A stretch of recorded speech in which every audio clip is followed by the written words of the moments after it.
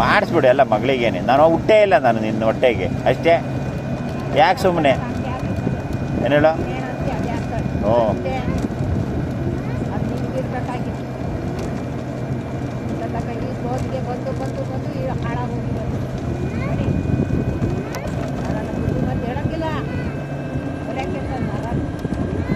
ಈಗ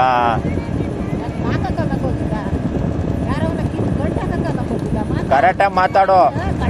ಕರೆಕ್ಟಾಗಿ ಅಲ್ಲ ನೀವು ಕರೆಕ್ಟಾಗಿ ಮಾತಾಡೋದು ಕಲ್ತ ಸ್ವಲ್ಪ. ಯಾವನ ಹೇಳಿದ್ದ? ಏನು ಹೇಳೋ? ಏನು ಹೇಳೋ? ಹ್ಞೂ ಅವನು ಅರ್ಥ ಆಯ್ತಾ? ಏನು ಹೇಳೋ?